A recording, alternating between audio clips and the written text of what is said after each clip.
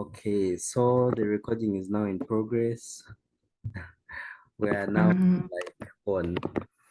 So hi guys, and welcome back to my channel. And today I have a very special person whom I'm interviewing, and we're talking about a very nice topic which is beneficial to all. So I would urge you to pay attention to the video and like watch it till the end because this conversation will be interesting.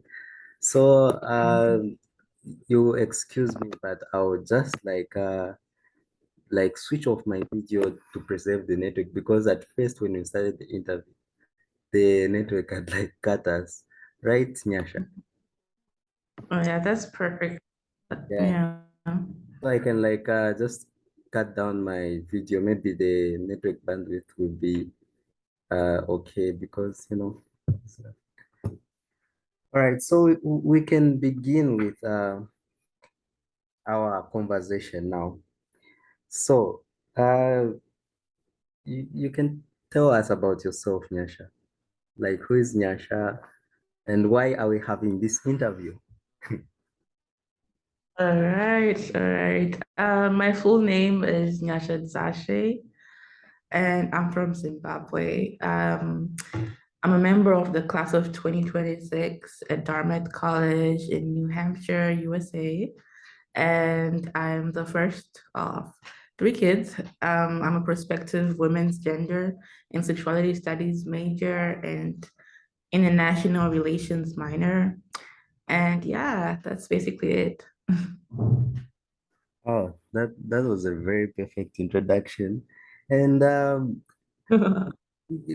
like, why did you choose to study gender? What did you say, gender? Women's gender and sexuality Uh, studies. like, why did you choose that um, program of all the programs that you could choose from? I've always been a feminist, so it wasn't even like a hard decision for me to make. I wanted to study something that would allow me to like help the women back in my country, Zimbabwe, because despite being in 2022, we still have a lot of injustices happening to women, and I want to be the one to stop that. And I've joined the major with an international relations minor because I'm hoping to take that impact internationally, like not just help the women of Zimbabwe, but like help women in many other countries. Yeah. Yeah, I'm sure like a lot of women will benefit in future, the near future to I come. hope so.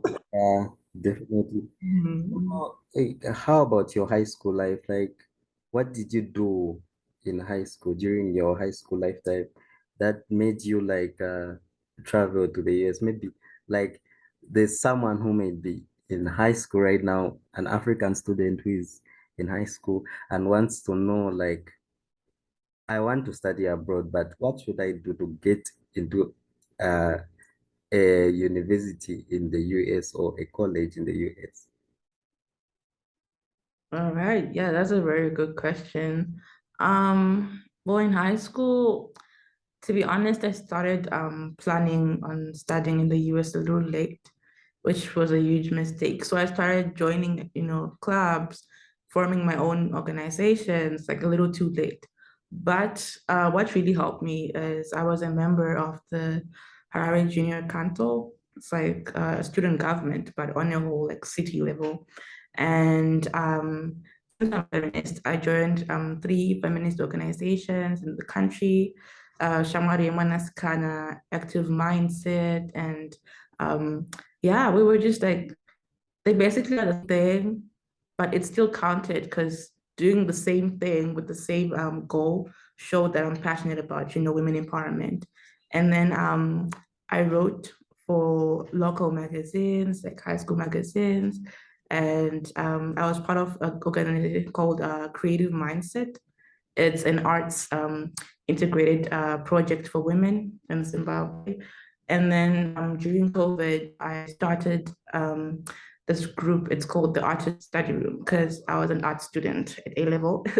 And that was really fun, but we still didn't have a lot of support. There's always going to be that STEM students are supported more than art students. So I created this group for art students to be each other's support system. And we would like share notes, share resources during COVID when we couldn't go to school. Yeah. So that's basically what I did. I was also the senior hostel prefect in high school. So that was kind of like a huge responsibility back then. And it's something that really made me look like this person who's like mature, who's responsible. So yeah, when you're in high school, just like get involved in things. Don't be that wallflower who's like, when you're not thinking of applying, that's when you're like, what can I join? Because it'll be clear that you lied, because you also have to write the timeline of the activities that you're doing. You don't just write, I did this. You write, I did this from this date to this date. So join stuff pretty early, do as much as you can. Yeah. And the problem I had, I never knew like applying to the US is so much, like you have to do so much extracurricular activities. So during high school, I was mostly like Mhm. dormant. I didn't pay attention to a lot of clubs. In fact, our school never like offered much clubs, but I just didn't pay attention. I never Mhm. even thought that in the US maybe like you have to apply, like you have to apply yourself that much in extracurriculars. Until when I started applying, that's when I knew that, oh, this Oh, no. you have to do this. Uh-huh, uh-huh. Yeah. And this I feel like that's a huge thing. Yeah, with Africans, it's a really huge thing because we're taught that, all you need to do is get those A's. And we're never really taught how to be this like influential person outside of the classroom. So yeah, I feel you. and the narrative needs to change. We need more of involvement in extracurricular activities apart from the grades, apart from the class, like just the classroom itself. At least you are active outside the classroom, not just where we're just taught how to answer a paper and memorize stuff so that we pass the test, Yeah, everything like that.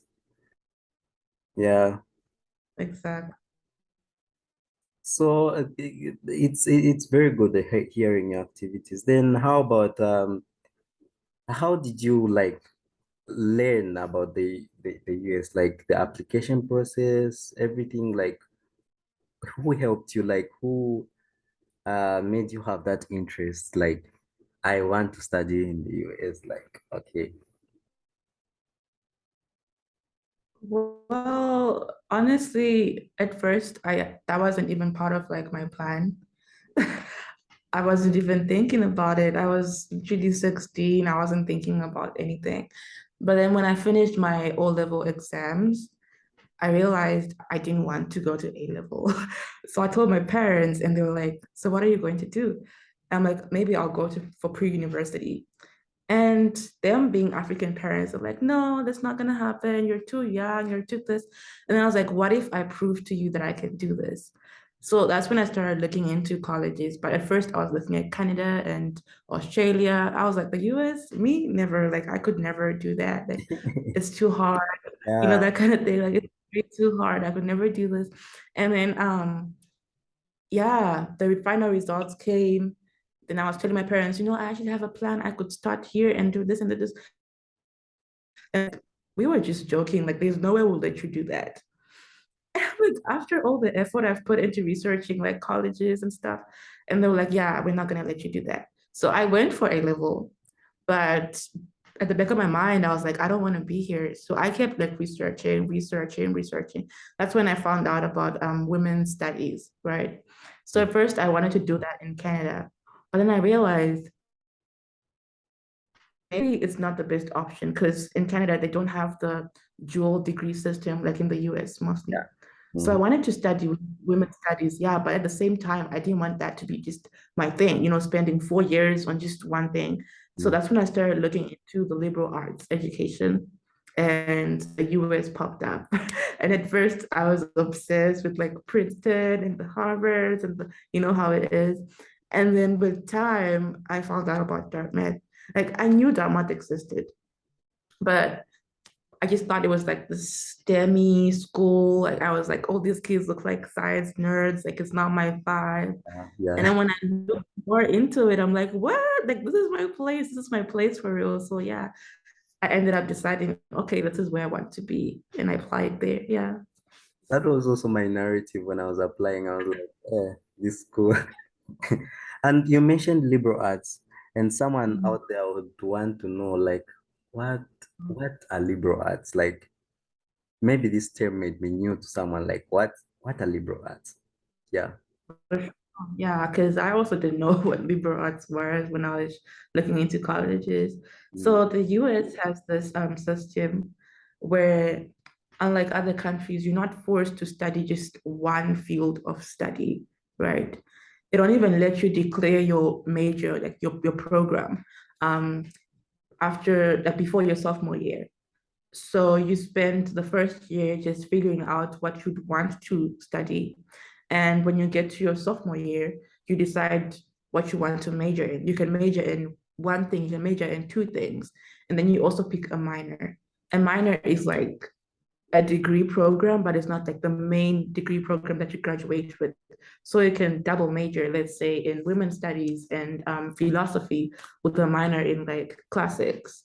You can make double major in engineering and math with a minor in theater, that kind of thing. So this is a good system because it allows you to be employed at more companies than you would if you just went for like um, women's studies or engineering alone. With my degree, let's say I graduate in women's studies and international relations and stuff, I can get employed even in like consulting because I've probably taken something related to it over this 4 years. So it just allows you to get more employed like in different places, and it just allows a flexibility that you can't get anywhere else, which I really love. Yeah. Hmm. That's very good. It seems you've got it all together. Trust me, I know. Yeah. And how about like high school students? Maybe they may be wondering, like, okay, of course I want to study in the US, but the process, why should I do it alone? Like, I know doing it alone is very daunting and very stressing and everything like that. But do you know any opportunities, like any organizations, maybe in Zimbabwe, which could help someone, apply, would lessen the burden of applying to the US? Yeah, for sure. Honestly, it's good to research. It's good to, know about the process before getting in, but you need someone to guide you. You really need someone to guide you. So I reached out to Education USA when I was in my lower six, that's Form 5 in Zimbabwe. And I asked them if they could help me out. They do help people for free. So I asked how I could apply, how I could join, and then I had to have an interview with them and show them my grades, tell them what I was interested in studying, where I wanted to study, and then they accepted some of us and they rejected some of us. So it's literally like you're applying for colleges before you start applying for colleges because they can tell if you have potential, if you've got determination or not. So they helped me out a lot, but sometimes they were unreliable. And yeah, that was just messed up. If I didn't do research on my own and just relied on them, I definitely wouldn't have gotten admitted to Dartmouth. And besides Education USA, there's Education Matters.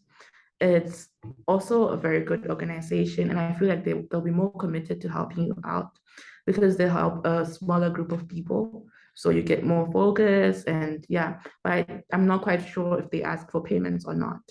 That's something I'll have to look into. And um, you can also use agents, paid agents, but I would not recommend those because they're just out there to take your money, honestly. It's a process you can do on your own. It's a process you can do for free, but they'll charge you like $200 or $100. And yeah, that is just a lot of money for nothing. And most of them will get you admitted to schools, but they won't help you get full scholarships. So it's literally just a waste of money. Yeah. I think the situation is different because here in Zambia, When I got into the scholars program for Education USA, they were extremely helpful. Actually, like I was an opportunity fund scholar, so like all everything was scattered there, the application fees, like you're just a boss, they're paying for everything, applying. I heard, yeah, I heard so too. I Yeah. have a friend from Nigeria, and he says like they were like his guide through every step. Our problem is that we got help from them during COVID. Mm. So I started my application process and ended my application process without ever meeting those people in person. Never. I don't know them in person. It was just a phone call thing, a Zoom thing. And that's definitely very hard considering how, technology is in Zimbabwe. Sometimes the network's not working. Sometimes, there's no electricity. So it was really hard. But if it was different, if we were to meet them in person, I'm sure that would have really helped us. Yeah. And also, like, if there's another maybe African student who managed to watch us, they can also look up New Seasons Youth Program. New Seasons Youth Program right now, the applications are like open and they can apply for New Seasons Youth Program, especially if they've got like a very good SAT, they are guaranteed Mhm. to get into their program. Then that program like looks for scholarships, but their scholarships are like HBCUs, like historically Black colleges and universities. Yeah. Also in Zambia, if one is in Zambia, they can try out ZISD, though they Mhm. also like charge, but they are reliant also because they make sure that at least you get hold of the money because they admit to schools like Rice University, Princeton, those big Ivies like University of Pennsylvania. Yeah, yeah, those also. Then also, any like how was the application process for you? Like when you started applying now, like maybe someone has just recently graduated and are watching this video. They want to know how Mhm. to apply, or maybe if they're already at a university in Africa, but they want to transfer, or maybe like okay, like they are still in high school, but they're thinking of studying in the US. Like, how is the application process like? And like, how long should they prepare for it? All right. Yeah, that's a very good question. Um, Honestly, it's a very long and tiresome process. Yeah, So I if you agree don't with have the that. patience, if you And don't very have the if you don't have the patience for it, then yeah, it might not be for you. So I started researching about it like in, let's just say, lower six. So it took me 2 years to really like get used to it, but you don't have to necessarily spend 2 years. I would advise maybe like 6 months, yeah, or more, just getting familiar with the process, practicing. Because a problem with Africans that I've met, we underestimate the college application system. yeah. We think that this is like our home country's I also system where thought you it was see, like the home yeah. country where listen, like I thought it was like grades only. Like, okay, No. I've gotten these grades. I've right now I was even like I'm in the US right now. Um, exactly. You're not the only one. You're not the only one. We underestimate it and we think I have grades, so what do I have to worry about? But it's not that. You really have to work hard. I read this story about this guy, he was Zimbabwean.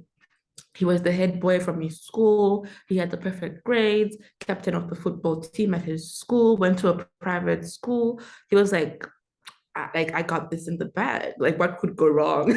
And he applied. He got rejected from every single school. Ouch. And that was really humbling That must for have him. That was really humbling. And he reapplied the next year and he got into Rise. And yeah, that's where he is right now. So definitely don't underestimate the process. It's very hard, it's very tiresome, it's draining. You feel like you're gonna give up. I did a lot of times. I got a lot of rejections as expected, unless you're like, I don't know, little Einstein or something, but like literally everyone gets rejected. Yeah, Because that's my story. And by the way, people can check out like my decision reaction. Actually, you knew me from the decision reaction, right? oh yeah. Yeah. That was very okay. It was a wonderful experience for me because it made me grow. Even where I am at university right now, at least like I know how to manage my mental health because of Ah, the process of applying to the US. that is true. That is true. It just takes a toll on your mental health. I swear. I got 5 rejections in 1 week. Ouch. The like every single day of I don't know why they were doing that to me. One school would be like, we're letting you know on Monday, the next school Tuesday, the next school. It was the same week I got into Dartmouth. So at the end of the whole week of rejections, I got into Dartmouth. And when I opened my Dartmouth decision, I was like, come on, like there is no way I'm gonna get in. Like we're just opening it for formality. Like we have to open it, but like definitely like I'm not getting in. But yeah, it And how happened. did you feel when you just opened it? Like, oh, It was, I'm sure the I don't feeling was know. like exhilarating. Trust me, it was something else. Like I was alone. Normally, like when I open my decisions, I'll be like, my brothers, my family, come, let's view this. But after all those rejections, I was like, why would I even call people like at this? Why would I call people at this point? And I opened them. I'm alone. It's like midnight, and yeah, I closed the page. Like I didn't want to see the first sentence that would be like, it is with regret. So I scrolled down to the bottom whilst closing the page and looking aside. Mhm. And then at the bottom, I'm expecting something like, we are so sorry, we wish you the best in your journey. And I see join the Instagram page for the class of 2026. I'm like, what? Once, Like I once you see froze. we are sorry, I once froze. you see any confetti, and once you see I'm sorry, oh, we are sorry, just know that nothing is good for me here. Yeah. I just froze. Like I sat there, I'm staring at my laptop. I'm like, what? Really? And I walked like a zombie. I didn't even know what was going on around me. Like I walked to my parents' bedroom. It was midnight. I woke them up. I wasn't even screaming. Like most people scream when something good happens to them. I wasn't screaming. I was just frozen. I woke them up. I'm like, I think I got into Dartmouth. And they're like, you think? And then I showed them the laptop and they're like, what? Why aren't you jumping around? Like I was just frozen. Yeah. Yeah. So we're still on the application process. So like how long would you advise someone to spend on the application process? Like right now, I know like some schools are still enrolling for Mhm. their decisions, and some schools are still enrolling for the early decision to like especially most liberal arts schools. Mhm, mhm. So like what would you advise someone like if maybe they want to start working on the application right now? Would you advise someone to start working on the application right now, maybe for a school which is which has got the deadline of January 15th as the deadline for regular decision? Well, I don't think that's a good idea, but people are different. People are different. People have different capabilities, but I feel like you need a bit more research before like doing it. At least maybe like the minimum, maybe 2, 3 months. Because it's very hard to, get accepted. You need to collect a lot of information. You need recommendations. You need, a perfect list of extracurricular activities, perfect essays, because you're not just going to be writing one personal essay for every school. You're going to have to write supplemental essays. So if you're applying to maybe just like a few schools and you're confident, fine. But to really, expect a fruitful college application process, you need a bit more time. Yeah. Hmm. And maybe what would you advise someone like, oh, okay, like we are mentioning things like regular decision, early decision, or like what are those? Like someone would be wondering, what's regular decision? What's early decision? Um, Yeah. all right. So normally there's like multiple application rounds for US admissions, right? So the first round is usually in the November, sometime in November. So that's when the applications are due. So that's usually for early action or early decision, restricted early action. So early action means you submit your application to as many schools as you want to. There's no limit. And this decision is not binding, meaning if you get accepted into the school or these schools, you're not obliged to attend. And then there's early decision, meaning this is binding. You can only apply to one school using the early decision round. And if you get accepted, you have to go to this school. So don't just be, like quick about it. Like sit down, think, do I really want to go to this school? Would I be happy here? Do they have financial aid? Because I have a friend, she's from Ghana. She got into Spelman early decision. And after getting in, they told her, we're sorry, we're not going to give you financial aid. But you've already signed When she was this, already bound to the school. you already signed this document saying you're going to attend. Like when you submit the application, they make you sign Wow. that if you give me a place, I will attend. So you cannot get out of this contract. It's literally a contract. So yeah, her application process was doomed. Like they were like, yeah, we can't give you more money, but at the same time, you can't go to any other school because we've already claimed you. You've claimed us, we've So, claimed you. so early Yeah. decision in short is more like they are claiming that you are bound to the school. Yeah. And you have signed this document, meaning you want to be bound to the school. So be really careful about it. You can't apply to more than one school early decision. If you do it with Ivy League schools, they will know. They tell each other. So someone did that. They applied to two schools, two Ivies early decision, and they got rejected from both. So you're not fooling anyone. If they find out that you'll be rejected, even if you get the place, like Mm, let's say they mm, don't find out early on, they find out later, they will take their place back because it proves you're not a loyal person, you're not loyal to your contract. So yeah. And then there's single choice early action or restricted early action. Usually it's for like Ivies. I think Princeton has it. I'm not quite sure. And so you apply to Princeton, you get in, but it's not binding. But you can't apply to any other like Ivy early if you apply through that. So you can still decide, yeah, Princeton, I love you, but I want to try other schools. But you don't have to apply to Ivies at the same time that you're going to apply to this school. So that's, and then there's regular decision. That's later on in like January, and you can apply to as many schools as you want. It's not binding. You can apply to literally like 20 schools if you want to. And when they accept you, which is usually in like, I think March to April, yeah, you decide which one you want to attend. So a misconception is that if you apply early, you can't apply in regular decision. Many mm, people ask me that. yeah. That's Yeah, that's not true unless you have been accepted at an early decision school. Mm, That's the only case. But if you got into, let's say, to like three early action schools, you can still say, I like the schools, but maybe let me try again. And then you try in January. Yeah. okay. And then, oh, there's rolling admissions. I'd forgotten about rolling admissions.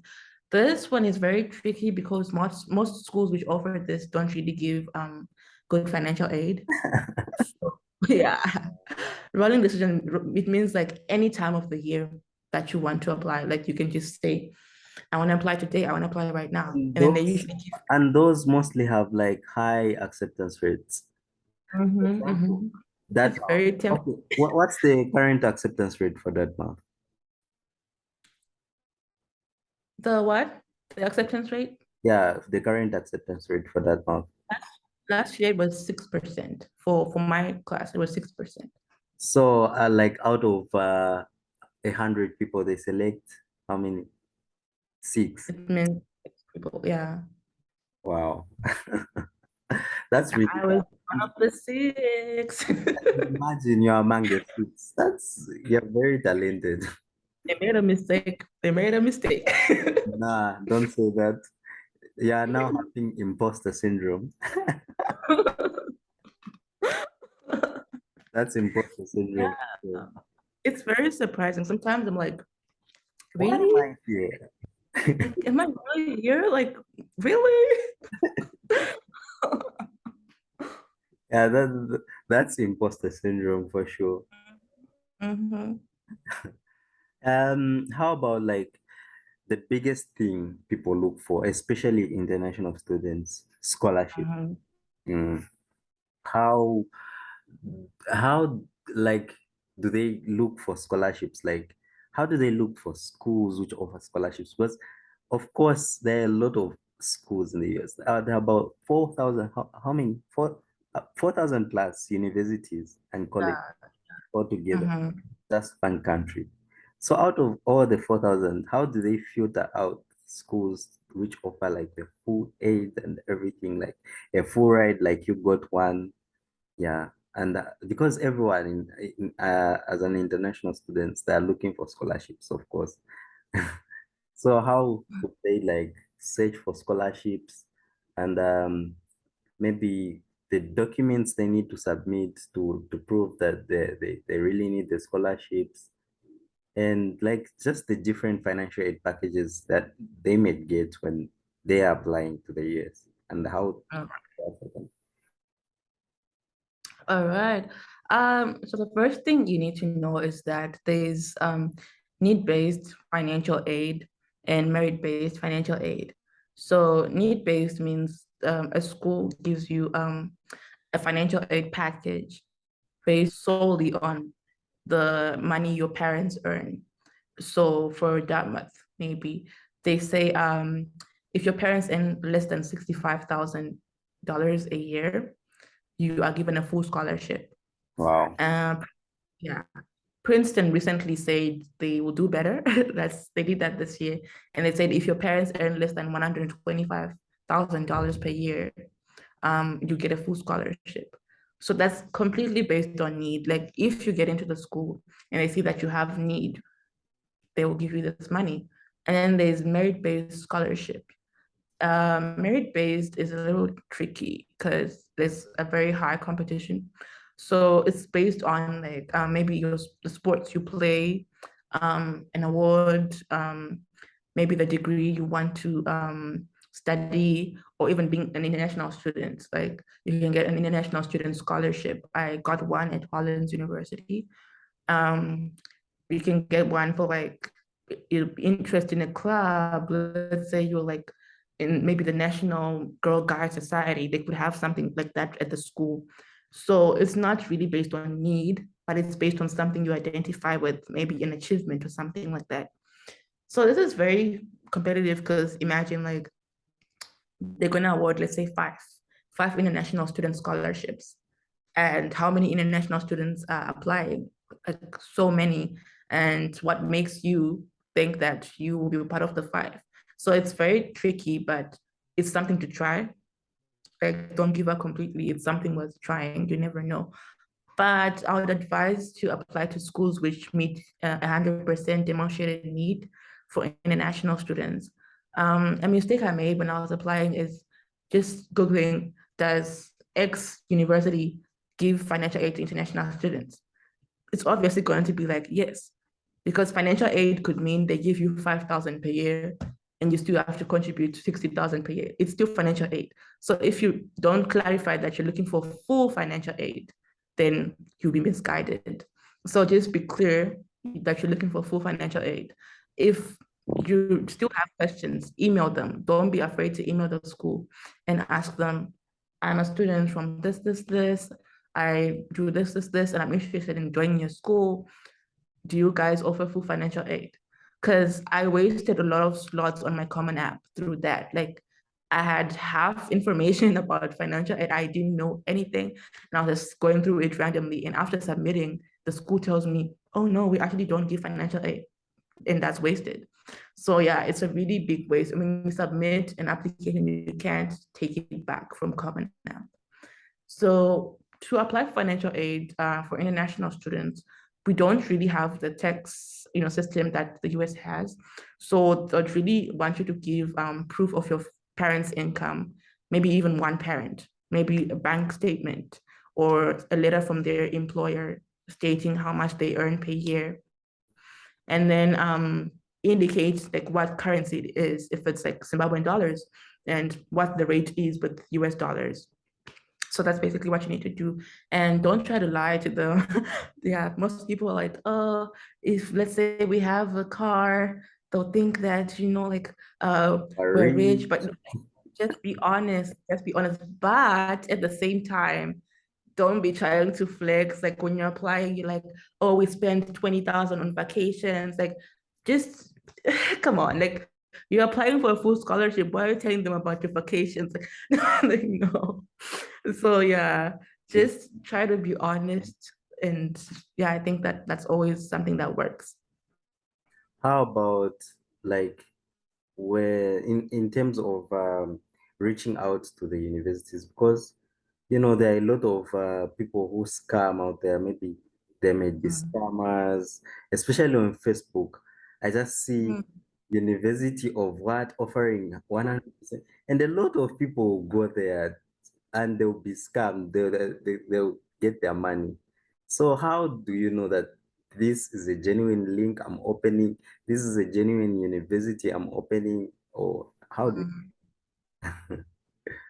how do you know that it's really Yeah, genuine? what I usually say is that a school that knows that they have, money, they have students, they have like resources, they would never work hard. You would never see Harvard going on YouTube, those YouTube ads to advertise themselves or the Facebook ads. Like a school with a reputation does not go through all that. So if they're desperate for people, it means they're desperate for money.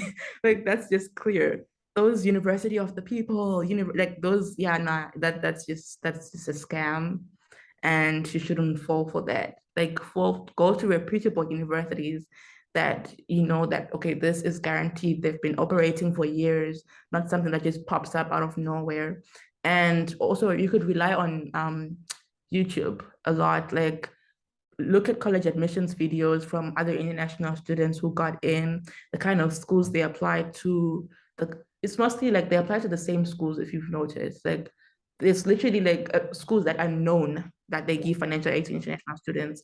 So look at those schools, think about them, think maybe I could also apply to the school, reach out to them if you have to, reach out to them. I reached out to a lot of people when I was applying. I'm like, hey, what do you think I should do? That most of them will be really nice.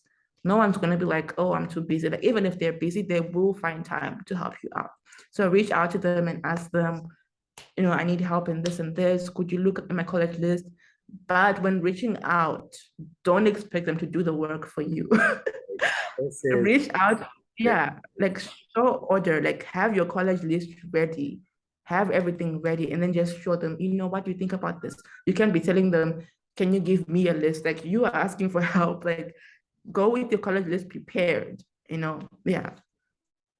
And also, they would you've talked about reaching out. So if anyone is watching this video and they want help, they would. Uh, I think you'd reach out to Nyasha. She's free, right? Yeah, free, right? Mm-hmm, mm-hmm, And I'll provide your contact details later in the description. The link will be in the description about your contact details and everything. Or mm-hmm. yeah, you can also reach out to me. By the way, you can actually say your Instagram handle right now. Like maybe if you want to reach you on Instagram. All right, that's fine. My Instagram is underscore Ndini, which is NDINI underscore Nyasha, my name. underscore Wacho, WACHO underscore. Yeah, so we'll put it in the link somewhere, but Dini Nyasha Wacho with underscores in between. Unafarira shona. Yeah, I have to represent my people, yo. Yeah. That's a very good form of representing. So maybe let's just summarize this. Like, um, what do you think are the things which got you into Dartmouth now? Let's be specific. What do you think got you into Dartmouth? All right. First of all, I Googled, what every school is looking for. Some schools don't have that, but mostly Ivies, they have a certain like student they're looking for. So Brown has its typical, artsy student, Dartmouth has its student, and I fit in the category for Dartmouth. Dartmouth doesn't want someone who's like an all-rounder. Like, yeah, some are accepted, but like they're looking for someone who's got this one thing or two things they're like really focused on. And for me, it was, women empowerment. So my whole application was weaved towards that one idea, from my activities to my essays to the subjects I want to study in university, what I was doing in high school. So everything was just telling one story. Like it wasn't different pieces just coming together. Like, oh, I like science, tomorrow I like theater. Like it was just one idea. So that sort of showed them that, okay, that's who this person is, that's what they're interested in. And what you need to know is this: the school isn't looking for like a well-rounded student. Like you can't be good at everything. They're looking for a well-rounded class. That's one thing I kept thinking of when I was applying. So what makes you special? So making this perfect class, let's say the class of 2026, it's like a puzzle. They need engineers, they need mathematicians, they need, artsy people. And your degree of choice when you're applying, it does not matter.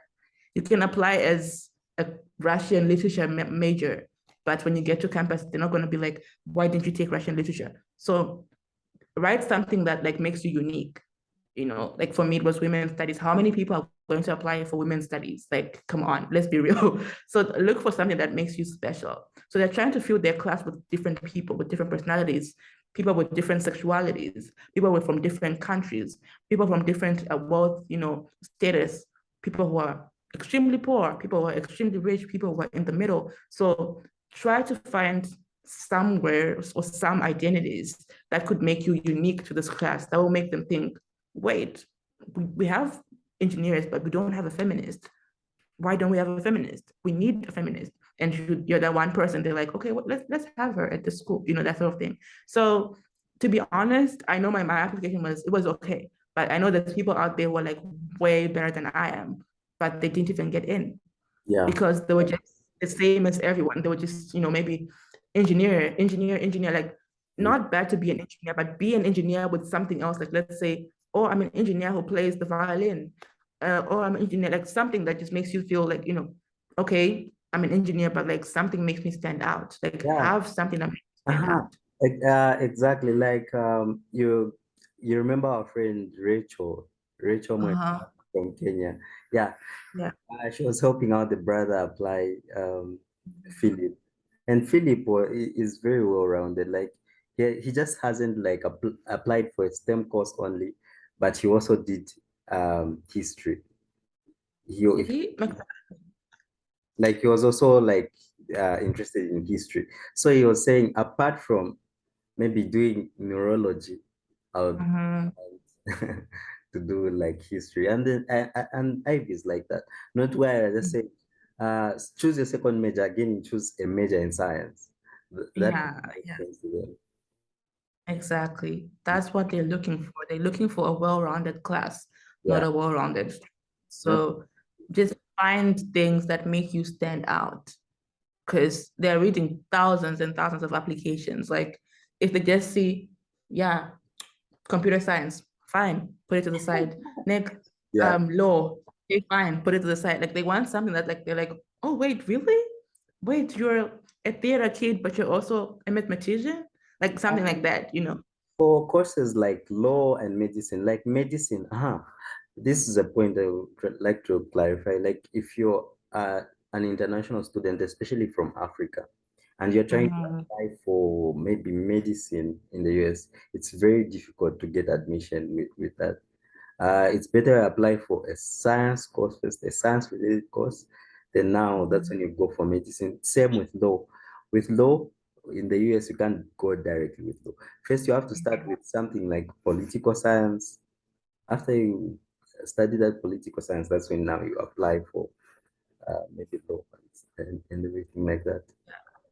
And they also don't have, most schools don't have medicine and law for undergrad. So you'll be on a pre-medicine track or a pre-law track, meaning you can take even women's studies.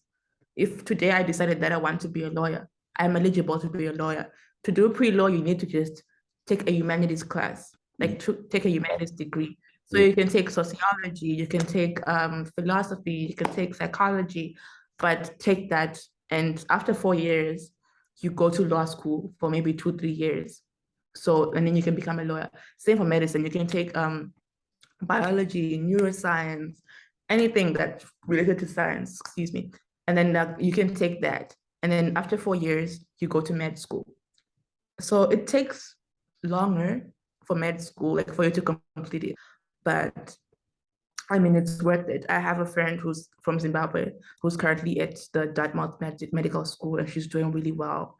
So yeah, you can always take that path if you're really sure that you want to do medicine or law. Yeah.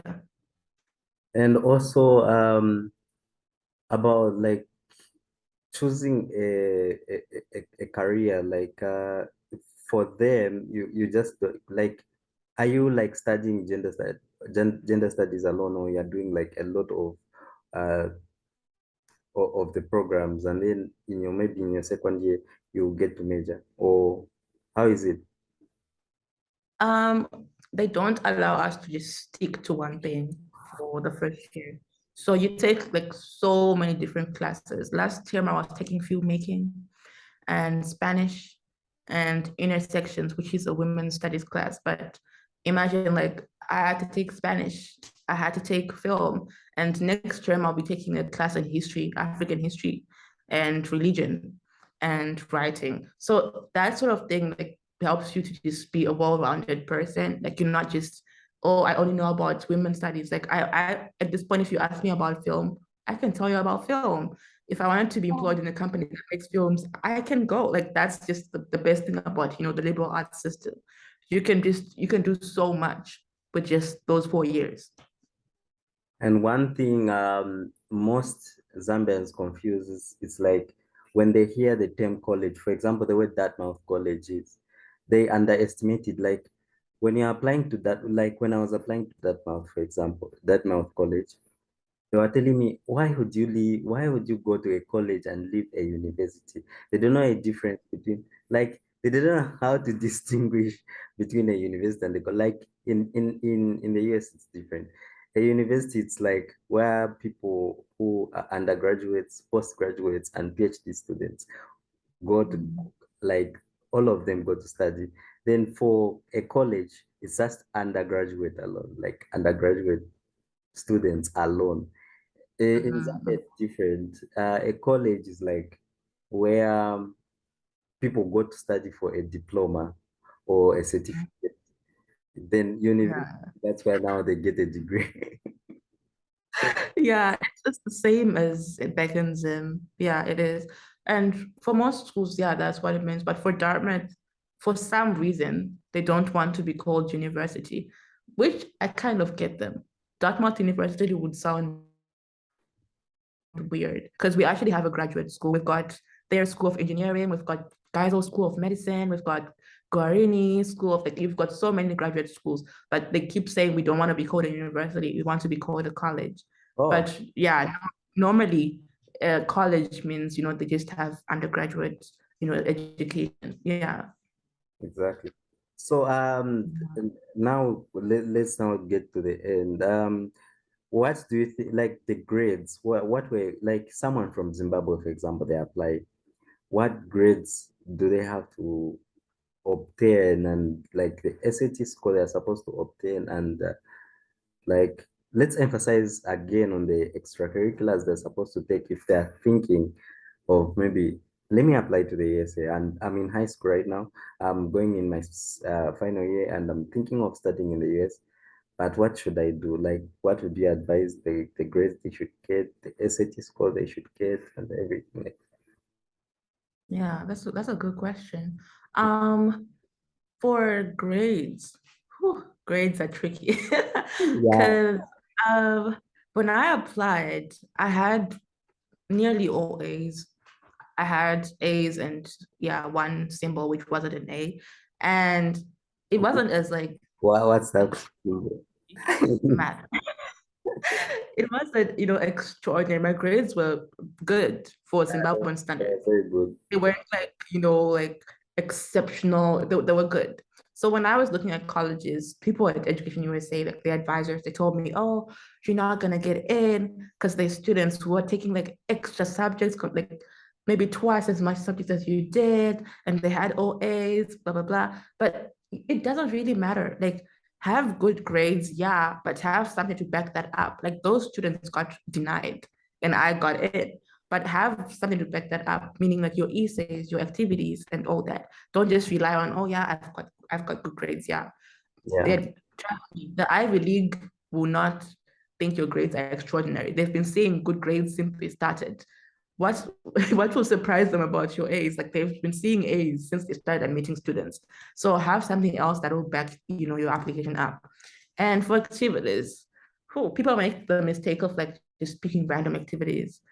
Like have activities that link to like the major you want to, study, or the yeah. major you Yeah. tell them to study, not just let's say, oh, I'm just Picking basing things on random like what I activities, maybe yeah, like start joining clubs for the sake of because I want to apply to the US.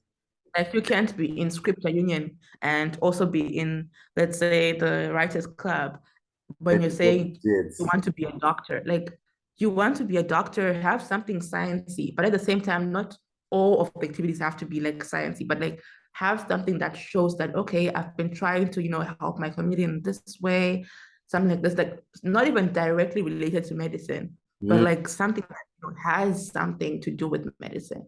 So pick your activities wisely, and also don't pick activities that are like the same.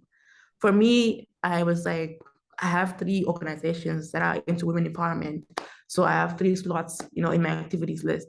And my advisor told me all these activities can just go into one slot because they're basically doing the same thing. It's all about, fundraising for empowering women, fundraising for sanitary wear. So it's basically the same club, but just different names. And I'm yeah. like, so what am I going to do with the other slots? And she's like, well, you need variety. So as much variety as you can get. Like, don't just be doing one thing, one thing, one thing. Have maybe like three or more activities linked to your major, but other activities that are just like that make you stand out, you Mm, know. yeah, exactly.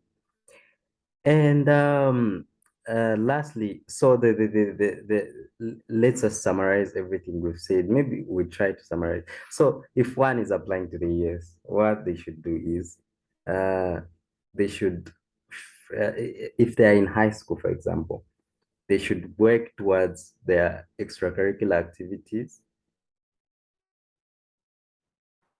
Hello? Oh, go. The So network had thrown me out. You've seen how bad it is. So let me let me try and like switch off the video again. all right, that's fine. Uh, this thing. So we are summarizing on how like how someone can apply. Oh, we forgot one thing. The Mhm. essays. Ooh. Uh, Which is a very important thing. How could we very forget very that? important. Yeah. Yeah, essays are really, really important when applying. And when we say essays, we're not talking, the usual African academic essays. So this is this and this is that, like creativity. They're not going to, go easy on you just because you're African and English is not your first language. they're going to judge your essays at the same rate they judge American student essays. So you need to read as many sample essays as you can. Like go on the internet, look for common app sample essays, but do not copy. Yeah. Do not copy the essays. They have all those essays in their systems, and if you plagiarize, you'll be caught. So get a gist of how they write their essays, get a gist of what's expected. You can also use College Vine. There's this website called College Vine. They have like a guide to almost every school's essays.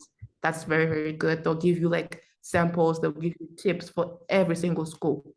So you can use them and they'll help you out. And with essays, just don't think it's like a one draft and submit thingy. Some of us had to write like maybe like 15 to 20 drafts because you don't just, take that thing lightly. It's very important. Your essays make or break your application. And that's just the truth. You have to, use the essays as a part to like show who you are besides grades. Like grades, yeah, they show that you were good in math. So what? Essays will show that you're good in math, and because of that, you want to take this career. Because of that, you want to do this. And avoid repeating the same thing in all your essays because it's going to be like the personal essay and supplemental essays. Don't repeat stuff. Use every essay to show a different part of you that you have not shown anywhere else in the application. Yeah. Yeah, so true. And so the like the takeaway themes are like how one would apply to the US or to any Ivy League school. Number one, they need to prepare, right? They need to prepare their mind, prepare their, what else do they need to prepare apart from the mind? Have all the documents you need ready, your Other the transcripts, documents, mm, your transcripts, yours, if you have any certificates like awards that you've gotten in the past, have them at hand. Have your recommendations, like talk to your teachers early. Yeah, we didn't talk about this. Talk to your teachers early on about recommendations, like maybe even like 3 months before you ask them to submit them. Start talking to them and helping them understand what recommendations are all about. Because my first teacher, no offense, but they wrote, a very plain recommendation. Oh, she's a punctual student. Oh, she's hardworking. They don't want that. They want something deeper than just, oh, she's one of my students, fine. Yeah. They want something like that shows that this person knows you, they've worked with you, they know who you are as a student, they know who you are as a person, they know what you bring to the table. So you need to help them write that out. If you're gonna give them like articles to read to guide them on writing recommendations, fine, because you really need to step up even with recommendations. And then extracurricular activities, start working on them early on, just start preparing and having variety. Your grades start, if you're still in high school, yeah, start studying hard every single term, because even your midterm results will also be needed when applying. So don't just be that girl who's like, oh, that guy who's like, oh yeah, I only study for finals and I get all A's, but during the term I've been failing. Have good grades like all the time. Try. Of course it's impossible, sometimes we fail, but try. And then what else? I think that's basically it. Oh, have financial aid documents nearby too, just in case, when you need to apply financial aid, you don't start making them delay, their decision. Because you can submit the application without the financial aid application, but without the financial aid application coming in time, your decision won't come out. So you need to just do it early on. And I think that's basically it. There's nothing else really. Yeah. Mhm. yeah, that's a very good explanation. So Mhm. you've explained almost everything. Also, let me emphasize, like, if the process is very daunting, doing it alone, like it's very stressful, you need help. And it's Yeah. better to, especially if you're an international student from Africa, especially from the sub-Saharan region, since like um few people from the sub-Saharan region they apply, like especially the down part like Botswana, there are low admit rates there. Botswana, Mozambique, Zambia, Zimbabwe, at least you guys are safe. Zimbabwe is like recognized there. Mhm, mhm. But for countries like Zambia, Botswana, we're not that recognized. So it's better to research an organization which would help you carry out the process. Like Education USA is the best. Right now, Education USA will be taking in applications, so you can just reach out to them. In Zambia, you can reach out. Um, I'll provide the links to who you can reach out. If you're in Mm. Zambia, then if you're in Zimbabwe, you can ask Nyasha, she'll help. And also, I talked about New Seasons Youth Program. New Seasons Youth Program also provide the link right now. They're open. So if you need to apply, if you need help applying, you can also apply. Mm. Then also, um, we've practically tackled everything, yeah? Yeah, we have. Yeah, so it was just a raw conversation. Yes, it's now late over here. Like, it's somewhere like 1 in the morning. I don't know what time it is that side. Here it's like 1 in the morning. It's a few minutes to 7 p.m. At least you can you can still like go out and check. For me, it's like literally night. Like it's one is like in the morning, right? Mm. Damn. But it's still night. Yeah. Like, what would you tell someone? Is it good night or good morning? Like, if you are maybe talking to someone at that hour, Good morning. not good night. All right. Thank you very much. But if people will still need help, you should reach out in the comment section. Like, if it's still need help, and then I'll provide the contact information for Nyasha. Just Nyasha. Yeah. Am I finding it hard to pronounce your name when I not gonna but is Yeah, it? I'll see where like a lot of people fail to, the sachet part. Like it's a very hard part for these people. Yeah. All right, thank you very much for doing this video with me, and you can say bye to the viewers. All right. It was a pleasure having this conversation. And I'm really glad we got to do this because, it's really needed. When I was applying, I never found any video related to like Zimbabweans or like, Africans mostly. So it's very good to have this and to help people out. So if you guys need help in any way, like don't hesitate to reach out to me. I'm always there. Like I'll just help you out. Like even if I'm so busy, I will find time.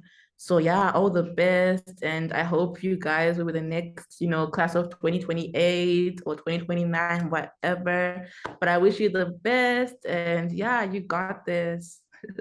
Thank you, Emmanuel. You are saying even when you are busy. Are you sure? Are you sure you're going to do that?